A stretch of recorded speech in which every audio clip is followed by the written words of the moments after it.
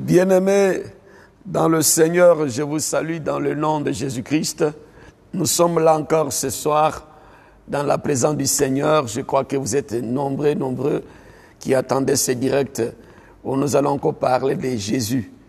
Nous allons encore vraiment prier le Seigneur aussi. Et je crois que Dieu nous fera encore du bien. Je dis merci à Dieu pour toi, pour moi, pour nous, parce qu'il nous a encore réveillés ce matin. Il a permis qu'on puisse encore voir cette soirée qui est remplie de gloire et de grâce. Pour vous qui êtes déjà connectés, qui êtes en direct avec nous, commencez déjà à inviter nos frères et sœurs, commencez à inviter nos amis pour qu'ils puissent se connecter, pour que nous puissions profiter ensemble de ce que Dieu veut nous donner, mes amis. Vous savez, la Bible dit, dans Jean chapitre 1er, qu'au commencement était la parole, et la parole était avec Dieu, et la parole a été faite chair. Nous avons contemplé sa gloire. C'est ce que Jean chapitre 1er nous dit. Qu'au commencement était la parole était avec Dieu, et la parole a été faite chair. Ça, c'est Jean chapitre 1. Et nous avons contemplé sa gloire comme la gloire du Fils unique qui est venu de Dieu. La parole, c'est Jésus, qui est la parole qui a été faite chair, mes amis. Dieu veut qu'on soit dans une vie de gloire. Quand Dieu a créé l'homme à son image et selon sa ressemblance, Dieu a placé l'homme dans le jardin d'Éden. Éden qui veut dire le lieu de délices, le lieu de gloire et de grâce et de faveur. Et dans les cieux, nous serons encore dans la gloire, dans la présence de Dieu. La gloire, c'est la présence de Dieu, mes amis. Ce soir, nous allons partager une parole. Comment vivre une vie de gloire? Beaucoup d'enfants de Dieu, beaucoup de chrétiens veulent vivre une vie de gloire. Mes amis. Et ça, c'est le projet de Dieu. C'est le plan merveilleux de Dieu. C'est le souci de Dieu que ses enfants aient une vie de gloire sur cette terre. Parce que nous devons représenter vraiment le ciel sur la terre. Ce que nous devons refléter, c'est la présence de notre Dieu. Que Dieu soit béni. Pour nos frères et sœurs qui sont connectés en France, je vous salue dans le nom de Jésus. Et ceux qui sont connectés en Côte d'Ivoire, à Abidjan, et en Tunisie, comme notre sœur Florence, et les autres qui sont au Congo RDC, qui sont connectés au Togo, au Bénin, dans d'autres pays africains, qui nous suivent aux États-Unis, que Dieu vous bénisse. Et soyez bénis pour ceux-là qui sont en Belgique aussi, que je suis en train de voir, qui nous suivent aussi. Invitez encore beaucoup de nos frères et sœurs pour que nous puissions être ensemble dans la présence du Seigneur. Éternel des armées, nous te recommandons ce moment. Nous voulons que ton esprit nous parle. Nous voulons diminuer ce soir. Nous voulons que la gloire te revienne. Merci Jésus, au nom de Jésus-Christ. Amen. Comment vivre une vie de gloire, mes amis? Quand nous lisons Jean chapitre 10, verset 10, la Bible dit que le voleur ne vient que pour dérober, égorger et détruire. Ça, c'est que Jean chapitre 10, le verset 10, c'est le Seigneur Jésus qui nous a dit ça. Maintenant, il dit, malgré le voleur est venu, il y a aussi le Fils de Dieu qui est venu. Quand le voleur Satan, il est venu dans le jardin d'Éden pour détruire, pour égorger, pour voler la vie que Dieu avait donnée à l'homme. Parce que quand le diable vient, il n'a que ces trois verbes-là. Il vient pour dérober, c'est-à-dire voler. Il vient pour égorger, c'est-à-dire il va tuer. Il vient aussi pour détruire. Il a détruit la paix, il a détruit la stabilité, il a détruit la communion avec Dieu, il a détruit même l'amour de Dieu. Il a détruit l'esprit de pardon. Il a détruit la vie de sanctification. Le diable vient, il a égorgé notre joie. Il a égorgé notre communion avec le Seigneur. Vous allez voir que beaucoup d'enfants de Dieu, ils sont des chrétiens de nom, mais ils ne sont plus des chrétiens de vie. C'est-à-dire ils n'ont plus cette communion-là. Ils ont gardé seulement les relations avec Dieu, mais ils ne sont plus en communion. La relation, c'est quand on se dit qu'on est chrétien, on connaît des formules de prière, on connaît des formules de combat spirituel, on a une grosse Bible, mais on pratique le péché, on vit dans le péché. On va à l'église, on chante, on prêche, on fait tout ce que les chrétiens font, mais on n'est pas... à l'intérieur, on sait ce qu'on est. On vit dans une vie d'hypocrisie. Parce que l'ennemi Satan, il a déjà égorgé notre communion avec Dieu, notre vie avec Dieu, notre joie, notre santé, notre vie de sanctification. Là, nous sommes séparés de Dieu sur le plan spirituel.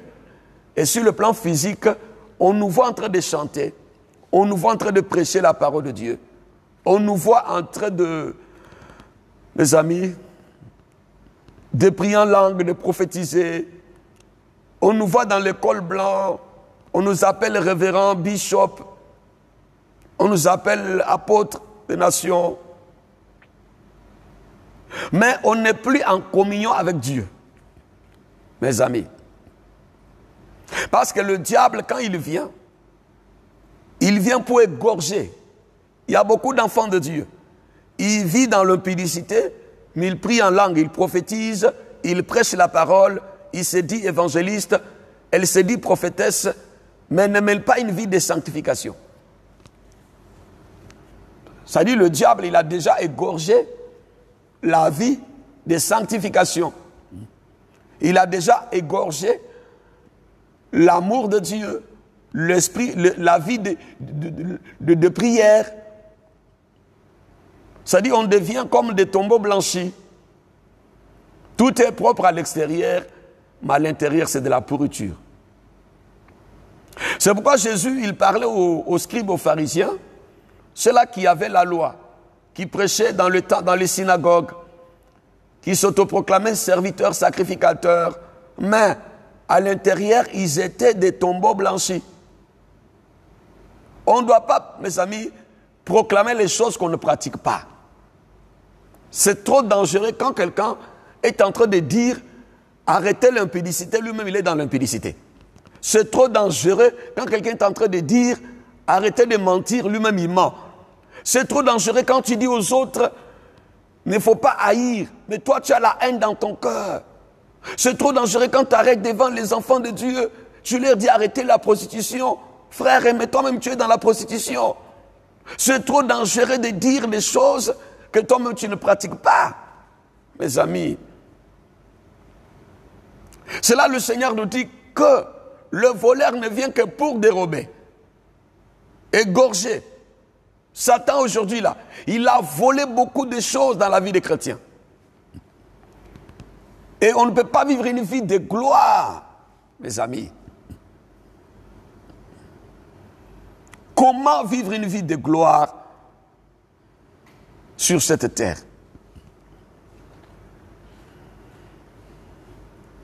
Dieu, dans son plan merveilleux, dans son amour infini, il a créé l'homme à son image et selon sa ressemblance. Dans Genèse chapitre 1er, verset 26.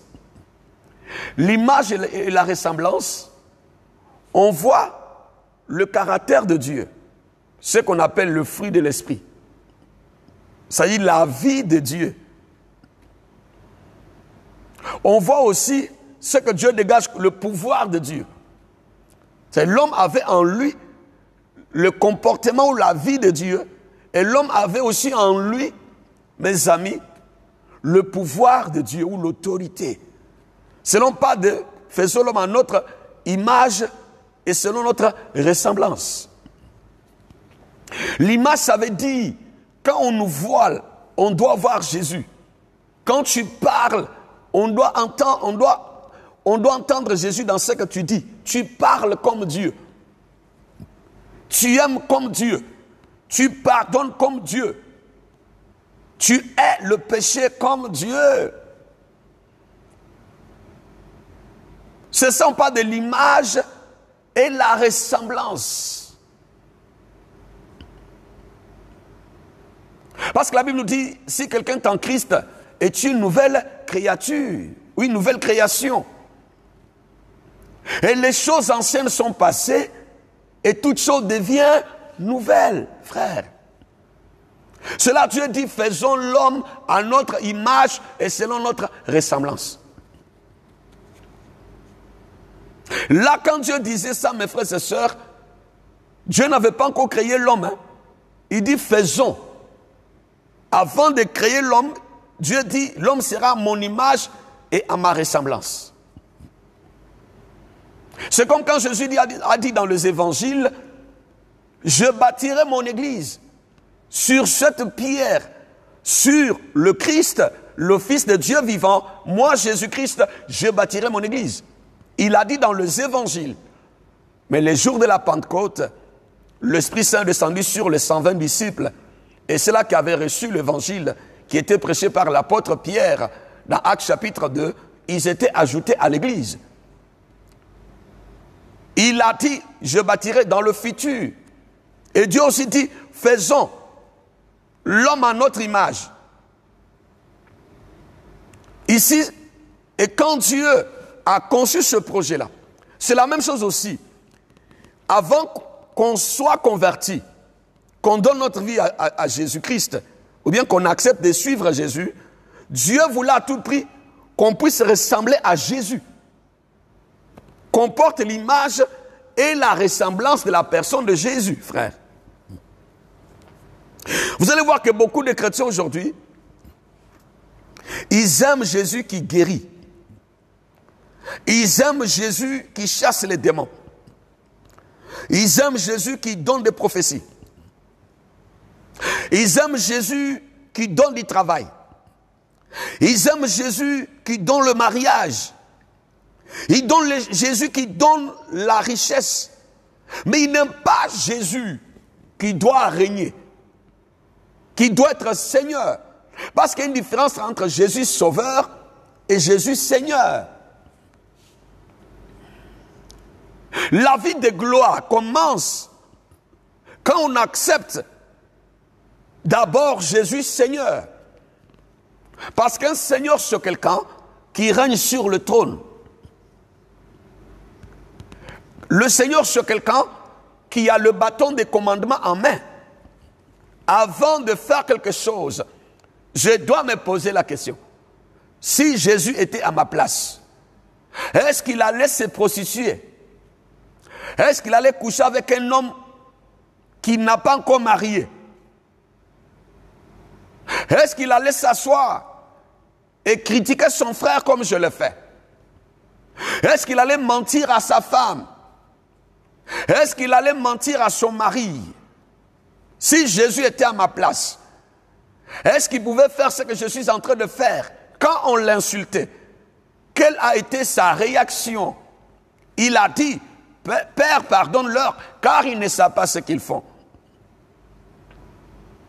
Jésus Seigneur, c'est accepter la vie de Jésus en nous. Se conformer à la parole de Jésus. Pardonner comme Jésus. Répondre comme Jésus. Fuir le péché comme Jésus. Aimer Dieu comme Jésus aimait son Père. Mes amis. S'il n'est pas notre Seigneur, il ne sera pas notre Sauveur. Aujourd'hui, vous allez voir que beaucoup de chrétiens, nous aimons ce Jésus-là qui nous sauve. Mais nous devons nous rappeler que, avant qu'il soit le Sauveur, il était d'abord le roi, le Seigneur. Parce que quand les masses de l'Orient sont venus en Israël, ils ont dit, où est le roi des Juifs qui vient de naître? Nous avons vu son étoile et nous sommes venus l'adorer. Il est né d'abord étant que roi. Quand nous acceptons Jésus, nous sommes nés de nouveau. Nous acceptons que Jésus soit notre Dieu, il faut qu'on puisse d'abord donner notre vie à Jésus roi, Jésus Seigneur. On doit suivre Jésus Seigneur d'abord. Parce que s'il n'est pas Seigneur, il ne sera pas aussi sauveur. Mais beaucoup de chrétiens aiment suivre Jésus Sauveur, aiment donner leur vie à Jésus Sauveur. Oui, il donne sa vie à Jésus parce qu'il veut travailler. Il suit Jésus parce qu'il veut se marier. Il suit Jésus parce qu'il va avoir de l'argent. Il suit Jésus parce qu'il veut avoir quelque chose, frère. Mais le Seigneur dit, la Bible nous dit, pour vivre une vie de gloire, mes amis, nous devons d'abord recevoir, suivre Jésus Seigneur. Nous devons aimer plus le donateur que le don. Parce qu'aujourd'hui, beaucoup dans nos églises, nous aimons le don plus que celui qui donne. C'est comme un fils dans une maison, qu'il va aimer les cadeaux, les voitures de son père, l'argent de son père, l'argent des poches que le papa lui donne. Mais il n'aime pas son père. Il dit, le vieux m'énerve. Le vieux, je le déteste. Mon papa, je ne l'aime pas. Mais il dort dans la maison qui est payée à chaque fin du mois par son papa. Il roule dans les voitures qui sont payées par son père. Il mange la nourriture qui est payée par l'argent de son père. Et ce qu'il oublie, si le père n'est plus vivant, n'est plus en vie, n'est plus là, tu ne vas plus rouler dans ces belles voitures. Tu ne vas plus vivre dans ces maisons qui a trop de choses luxueuses. Tu ne seras plus dans le confort. Parce que toi, tu aimes le don plus que le donateur. C'est pourquoi, chrétiens, on doit aimer plus Dieu que les choses que Dieu nous donne pour vivre une vie de gloire. Mes amis, même si vous m'appelez aujourd'hui sur les réseaux sociaux, vous écrivez l'apôtre de la vérité. La vérité, c'est Jésus.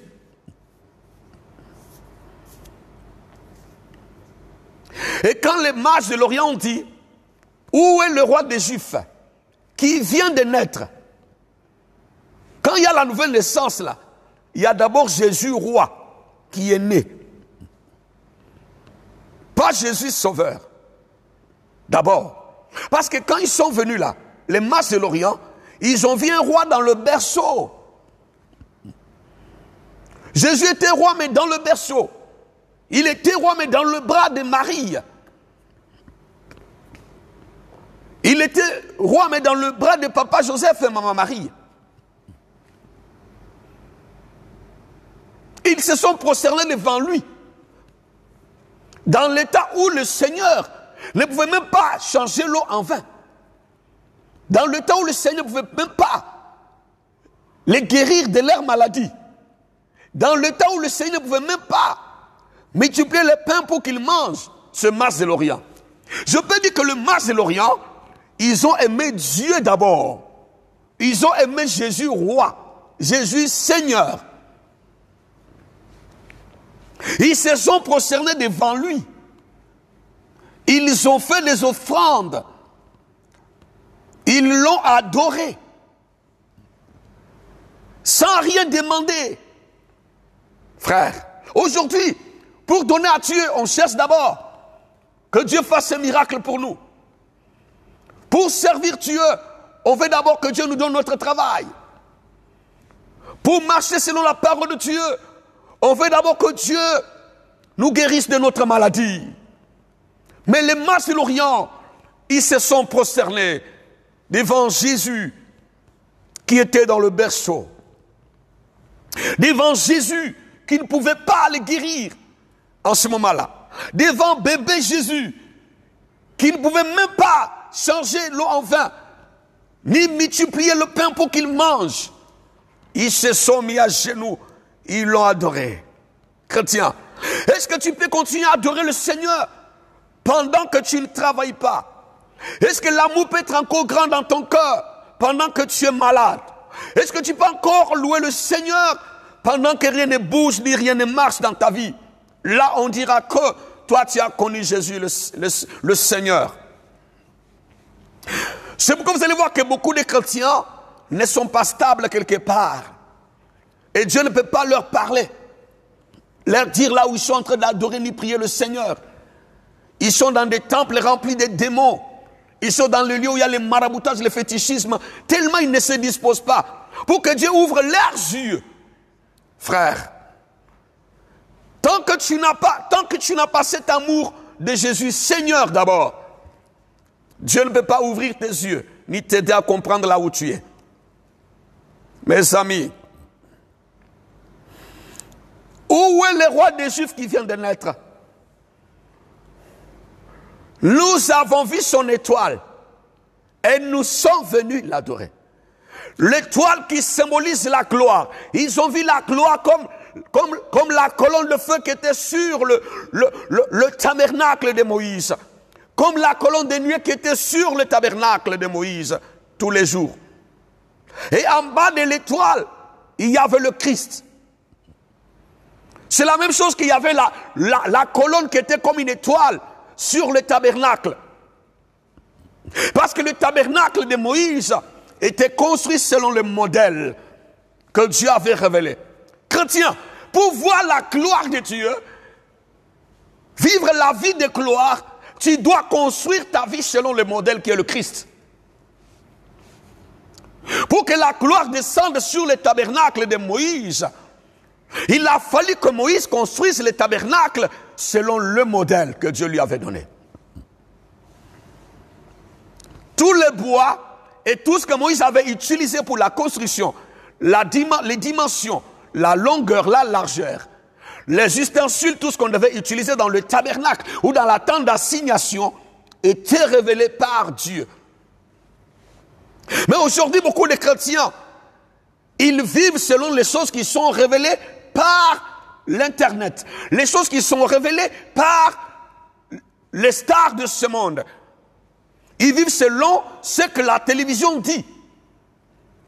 Quand tu mènes ta vie selon les modèles que tu vois en France, le modèle que tu vois aux États-Unis, le modèle que tu vois à Abidjan, le modèle que tu vois à Paris, le modèle que tu vois à Kinshasa, le modèle que tu vois à New York, quand tu mènes ta vie selon certaines personnes que toi tu appelles stars, tu as un modèle qui n'est pas Dieu. Mais comment tu mèneras une vie de gloire sur la terre? Parce que Dieu descendra quand Dieu verra le modèle. Chrétien, qui est ton modèle? À qui tu ressembles, frère? Même nos enfants, aujourd'hui, ils ont pour modèle les stars de football de ce monde. Ils veulent se coiffer comme ces personnes. Ils veulent s'habiller comme ces personnes. Vous allez voir que les jeunes, même les jeunes chrétiens, ils s'habillent, mais le pantalon en bas de leurs fesses, le caleçon est au dehors. Pourquoi? Parce qu'il y a des stars de football, des stars de musique qui s'habillent comme ça. Et quand tu vois un frère dans l'église, tu vois une star de la musique du monde qui est là. Son accoutrement, sa coiffure, sa façon de marcher, il ressemble à quelqu'un qu'on connaît, que je ne peux pas citer de nom ici. Et pourtant, Dieu, il dit à Moïse, construis le tabernacle selon les modèles, frère.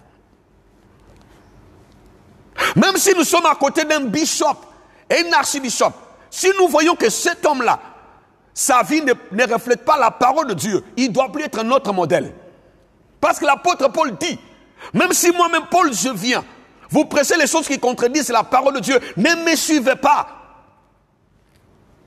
Oh, Daddy a dit, bishop a dit, apôtre a dit. Oui, si c'est que l'apôtre a dit, le pasteur a dit, le révérend a dit, c'est conforme à la parole de Dieu, gloire à Dieu. Mes amis, parce que nous devons avoir le modèle qui est Christ. L'apôtre Paul dit, soyez mes imitateurs, comme je le suis moi-même de Jésus. Pour mener une vie de gloire, il faut avoir un modèle qui est Christ. Chrétiens. Et quand ils ont construit les tabernacles selon le modèle qui était révélé, c'est pourquoi Dieu devait descendre là. Mes amis, Regardons un peu les enfants d'Israël devant Jéricho, dans Josué chapitre 6. Dieu leur a dit de faire le tour de Jéricho. Ils ont fait le tour, après ils vont pousser les cris, la trompette va sonner, et ils ont écroulé Jéricho. Et Jéricho est tombé, ou bien Dieu a écroulé Jéricho. Ils ont pris la possession de cette ville, sans combattre. Et Jéricho était comme le prémisse de leur guerre. Parce que c'est la première victoire qu'eux-mêmes ils ont remportée. Mes amis, ils devaient tout donner à Dieu, l'interdit. Et la Bible nous dit ceci. Quand ils ont respecté le principe de Dieu, ils ont fait le tour. Parce que Dieu leur dit, dans le verset 15 de Josué chapitre 6, le 7e jour, ils se levèrent de bon matin, de l'aurore. Ils firent de la même manière, cette fois, le tour de la ville. Ce fut le seul jour où ils firent cette fois le tour de la ville. Ils ont fait le premier jour selon la parole de Dieu.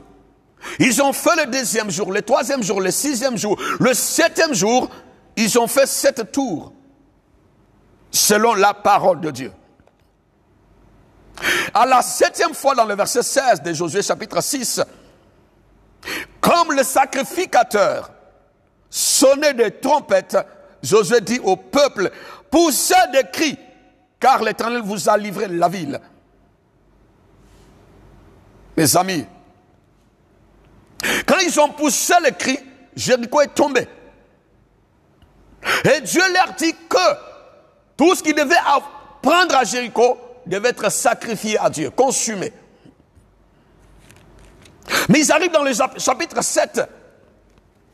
Il y a un certain Akan qui a pris l'interdit de Jéricho, qui a caché sous sa tente. Ils vont affronter maintenant Haï. Ils échouent parce que ils n'ont pas combattu selon le modèle de Dieu. Il y a quelqu'un qui avait désobéi à Dieu. Mes amis, la vie de gloire est cachée dans Christ, notre modèle. Le modèle de ta vie doit être Jésus. Tu es à côté d'une sœur qui insulte son mari. Parce que cette dame insulte son mari, toi tu vas commencer à insulter ton mari. Tu es à côté d'un ami, un frère, qui trompe sa femme, qui a des maîtresses partout. Et toi aussi tu dois faire la même chose. Tu es à côté d'un frère, un jeune, qui insulte ses parents. Et toi tu le fais aussi.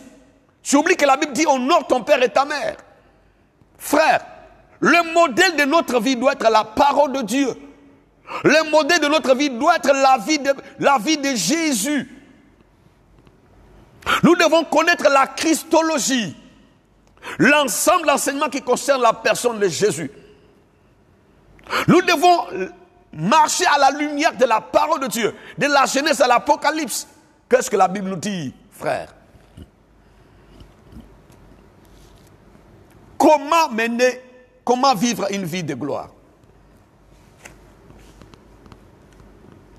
Lorsqu'on parle de la gloire, nous parlons de tout acte surnaturel qui vient de la part de Dieu. Mes amis, alléluia. La vie de gloire, là, c'est la vie de Dieu. Parce que la gloire, c'est la présence de Dieu. Frère, alléluia.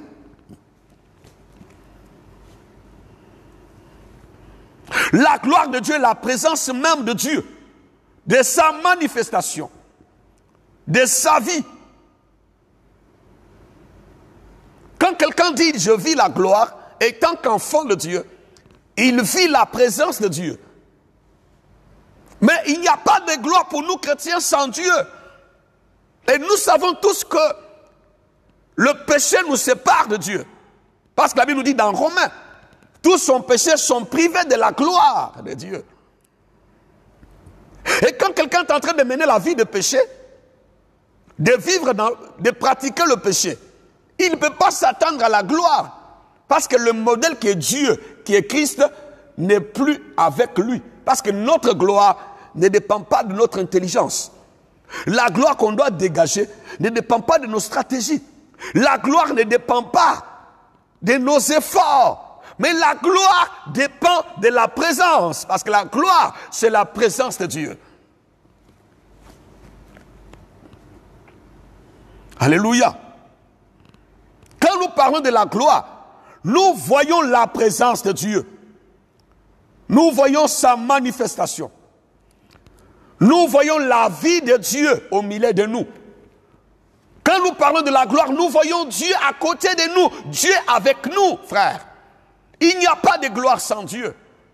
Maintenant, si un enfant de Dieu, il mène une vie de désordre, il pratique le péché, il est dans la gloire. Frère, il ne faut pas l'envier. Ce n'est pas la gloire de Dieu. Pas Dieu, parce que Dieu ne peut pas se contredire. Dieu ne peut pas se renier lui-même. Pour que la gloire soit sur le tabernacle, il a fallu que Moïse construise le tabernacle selon les modèles. Pour qu'Israël triomphe dans Josué chapitre 6 devant Jéricho, il devait respecter la parole de Dieu. Mais quand ils n'ont pas respecté dans Josué chapitre 7, ils ont échoué devant Haï. Alléluia, chrétiens. C'est pourquoi la Bible nous dit, il ne faut jamais envier le méchant qui prospère dans sa voie. Quelqu'un peut te dire que c'est Dieu qui l'a béni. Et pourtant, ce n'est pas Dieu. Quelqu'un peut te dire que c'est Dieu qui lui a donné le mari. Cette soeur-là te dit ça, elle pratique le péché. Après ce mari, elle te dit que Dieu l'a béni. Et toi aussi tu dis non, mais celle-là, elle s'est prostituée ici. Après un jour, elle a eu un mariage glorieux. Et Dieu l'a béni malgré toute sa vie. Qui t'a dit que Dieu l'a béni? Il y a des choses que vous ne comprenez pas. Il faut avoir le discernement des esprits. Peut-être elle se dit que les chrétiens, mais elle va chez les féticheurs. Elle se dit que les chrétiens, elle a son canari. Elle se dit que les chrétiens, elle va chez le marabout. Il y a des gens comme ça. Ils fabriquent des choses même dans les églises. Ils font croire aux chrétiens qu'ils sont bénis. Non, il est prospère. Le bishop, il est prospère. Mais cette prospérité-là vient de Dieu. Satan aussi peut donner la richesse à quelqu'un. Satan peut donner beaucoup d'argent à quelqu'un. Les démons peuvent donner beaucoup de voitures à quelqu'un. Mais la personne utilise le nom de Jésus. Maintenant, il fait croire aux chrétiens que Dieu l'a béni. Et les chrétiens sont là aussi. Ils mènent une vie de désordre parce que l'autre mène une vie de désordre et ça marche chez lui. Et pourtant, lui, dans le secret, il n'est pas avec Dieu. C'est comme les scribes et les pharisiens.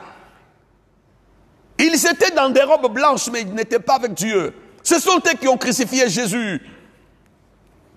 L'apôtre Paul lui-même, avant Actes chapitre 9, il a combattu l'église. Il tuait les gens au nom de Dieu, d'Abraham, d'Isaac et de Jacob. Paul, pour lui, Saul de Tarse, il est en train de faire l'œuvre de Dieu. Quand il était en train de massacrer les chrétiens, il assassine les gens, il dit qu'il fait l'œuvre de Dieu. Vous savez que ceux qui ont tué Jésus à la croix, qui l'ont crucifié, ils ont fait l'œuvre de Dieu. Ils ont accompli la parole de Dieu. Parce que le Christ devait mourir. Judas, il a trahi le Fils de Dieu. Mais il a accompli l'œuvre de Dieu. Il a fait l'œuvre de Dieu. Tu peux faire l'œuvre de Dieu, mais tu es Judas. Judas, il a fait l'œuvre de Dieu, mais il n'est pas allé au ciel. Parce que le Christ devait mourir selon la parole. Mais pour que la parole s'accomplisse, il a fallu qu'il y ait quelqu'un qui devait livrer le Fils de l'homme, le vendre. Mais la Bible nous dit, mais malheur, le scandale viendra, mais malheur, parce qu'il est écrit que le Fils de Dieu devait être vendu, livré à la mort. Mais ne sois pas un bishop Judas. Ne sois pas un pasteur Judas. Ne sois pas un apôtre Judas. Ne sois pas un révérend Judas. Tu utilises le nom de Dieu pour te faire une gloire. Mais tu ne finiras pas avec Dieu. C'est pourquoi, frère, il ne faut jamais envier quelqu'un. Il ne faut jamais convoiter quelqu'un. Si tu veux mener une vie de gloire, s'il faut convoiter quelqu'un, il faut convoiter Jésus. S'il faut envier quelqu'un, il faut envier Dieu. S'il faut envier quelqu'un, il faut envier la parole de Dieu, frère. Oh, je vais être comme cette sœur-là. Je veux être comme ce frère-là. Non, sois comme Jésus. Sois comme la parole de Dieu. Sois comme la Bible, frère. Si tu veux vivre une vie de gloire sur la terre. Parce qu'il n'y a pas de gloire sans Dieu. Une gloire sans Dieu ne vient pas de Dieu. Quand tu vois quelqu'un, il se dit qu'il est dans la gloire selon les hommes. Mais il ne pratique pas la parole de Dieu. Frère, je te dis de la part du Seigneur que cette gloire ne vient pas de Dieu.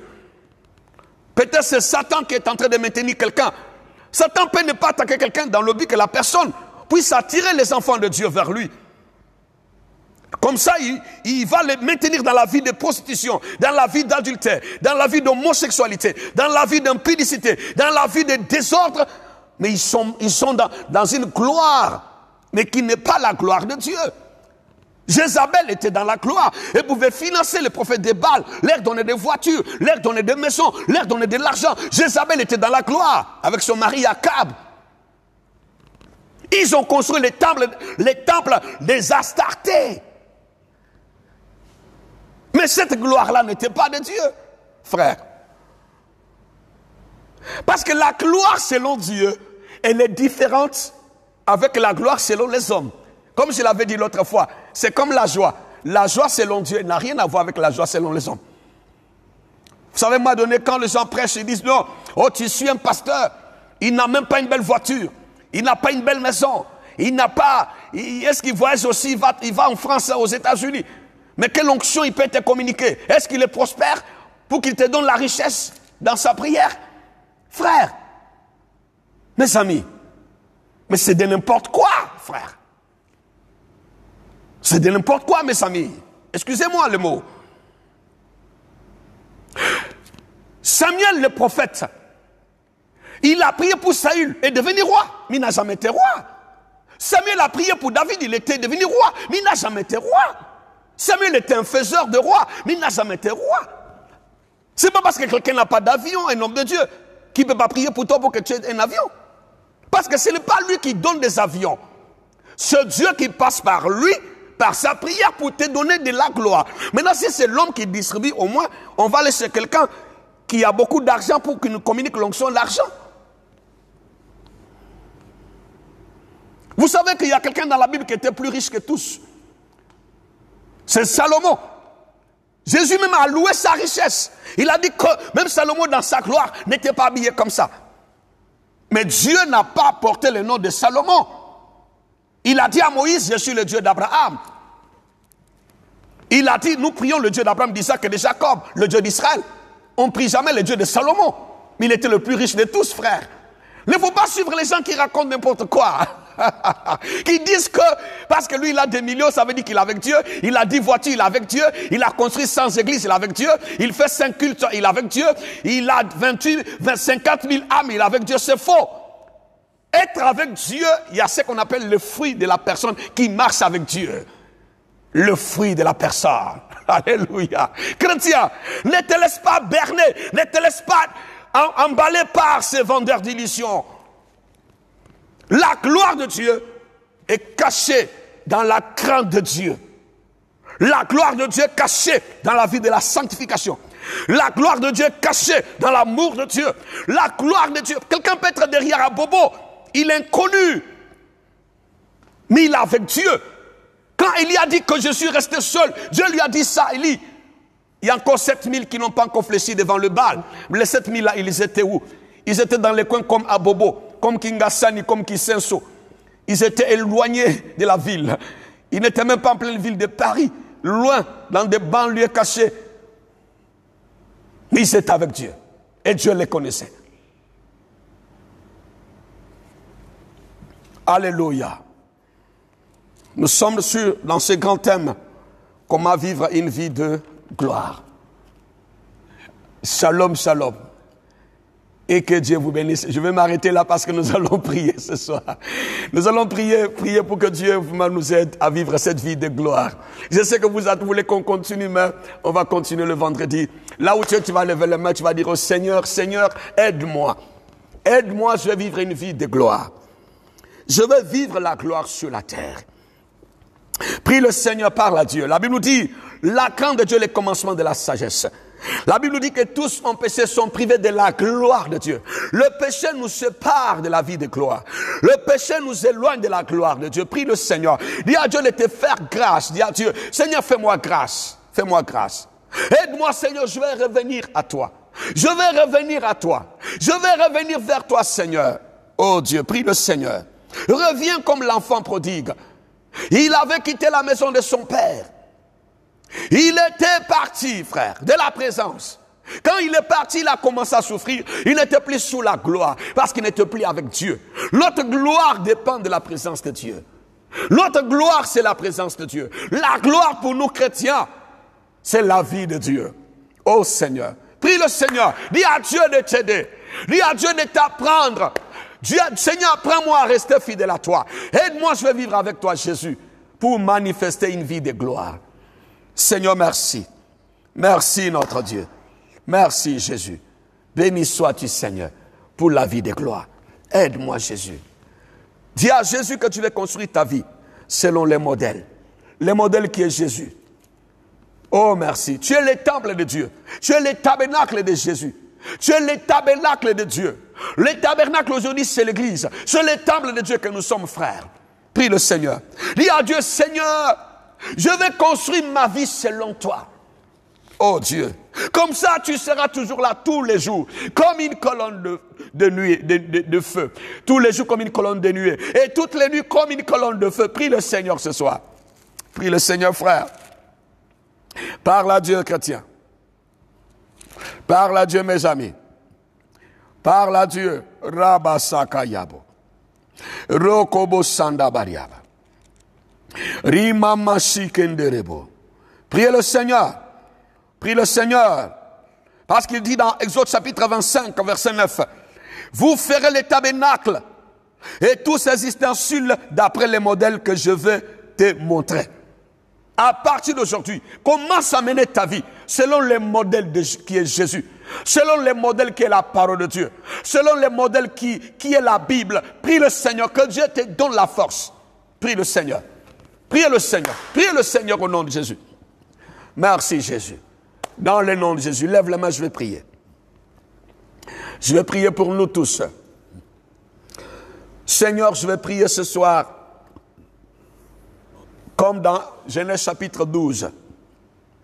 Tu t'es révélé à Abraham, tu l'as dit, quitte ton père et ta mère et va dans le pays que je te montrerai. Abraham devait être dans un pays que tu allais lui montrer. Le pays ici, c'est la vie. Dans la vie que tu devais lui montrer. Il devait réfléchir comme Dieu. Il devait penser comme Dieu. Il devait faire des choses comme Dieu. Et tu dis à Moïse dans Exode chapitre 25, verset 9, tu vas construire le tabernacle et tous ces ustensiles selon les modèles du ciel. Nous voulons manifester une vie de gloire, Jésus. Aide-nous ce soir, Éternel. Donne-nous la force de parler comme toi. Donne-nous la force de marcher comme toi.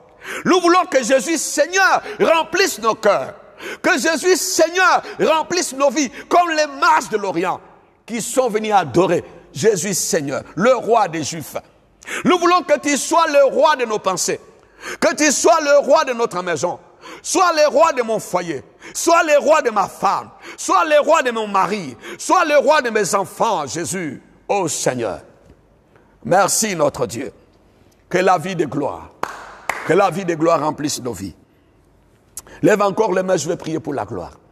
Seigneur, je prie ce soir, je veux que la gloire de Dieu remplisse nos vies, remplisse nos maisons, remplisse, Éternel, nos foyers, remplisse notre santé. S'il y a quelqu'un qui était malade, ce soir je prie pour que la gloire de Dieu remplisse ta vie.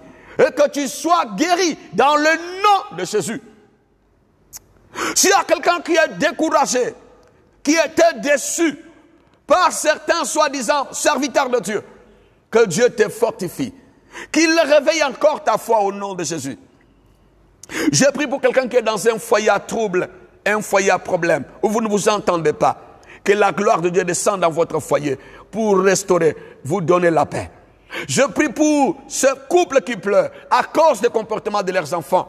Que la gloire de Dieu vienne ce soir, restaure la vie de tes enfants, qu'ils soient les enfants soumis, les enfants modèles, ô Dieu de gloire.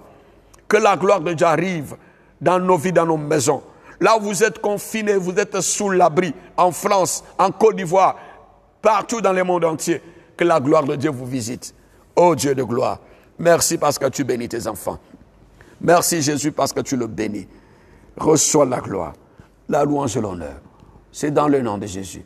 Nous avons prié et nous disons Amen, Amen, Amen. Alléluia, gloire à Jésus. Mes amis, n'oubliez pas que nous serons encore là le vendredi à 18h. Heure d'Abidjan, vendredi à 18h, heure d'Abidjan. Nous serons encore ensemble avec vous, par la grâce de Dieu. Et je crois que tu n'es pas dans les confinements, tu es sous l'abri. Et n'oubliez pas que le coronavirus ou Covid-19 est déjà vaincu au nom de Jésus. Mais nous avons une vie après Covid-19. Bien sûr, le monde ne sera plus comme avant. N'oubliez pas ça. Le monde ne sera plus comme avant, après Covid-19. Mais toi, tu auras une vie spéciale à cause de Jésus. Tu ne seras pas déçu parce que le Seigneur sera ton berger. Selon le psaume 23, il dit, l'Éternel est mon berger et je ne manquerai de rien. Il dit de me faire reposer dans le vert pâturage. Quand je marcherai dans la vallée de l'ombre de la mort, je ne crains aucun mal, mes amis. Toi, tu seras avec Dieu après Covid-19 et tu auras une vie de gloire. Mais écoute seulement la parole, pratique la parole, suis Jésus, qu'il soit ton modèle, mes amis, et que Dieu vous bénisse. N'oubliez pas toujours ceux-là qui veulent apporter leur soutien à nos frères et sœurs qui sont dans le besoin, soit aussi apporter une offrande aussi à l'église, pourquoi pas. Soutenir l'œuvre de Dieu. Que Dieu vous bénisse. N'oubliez pas toujours d'envoyer le message soit à ce numéro qu'on vous donne toujours 00 et 225 47. Voilà. Que ce numéro-là, n'oubliez jamais. Et rappelle-moi le numéro. 00 225 47 55 89 94. Voilà, ce numéro passe là, en bas de votre téléphone. Vous savez, je suis sous l'onction de la prière là. Quand on est sous l'onction de la prière, vous voyez, on est dans une autre dimension. On est quelque part pour vous faire descendre la parole. Que Dieu vous bénisse, soyez bénis dans vos maisons. Et shalom et shalom. N'oubliez pas d'appeler sur ce numéro-là si vous voulez apporter une assistance, apporter soit un soutien à ceux-là qui sont dans le besoin ou à l'église. N'oubliez pas de nous appeler sur ce numéro, soit d'envoyer votre soutien à ce numéro 00225 47 54 99 84 00225 47 54 99 84. C'était votre frère, le serviteur de Dieu, l'apôtre Séraphin Louboya, depuis Abidjan, Côte d'Ivoire. Je vous aime tellement et on se retrouve le vendredi. Et que Dieu vous garde, que la gloire de Dieu remplisse vos vies, remplisse vos maisons. Et shalom, shalom, shalom, mon Jésus-Christ. Amen.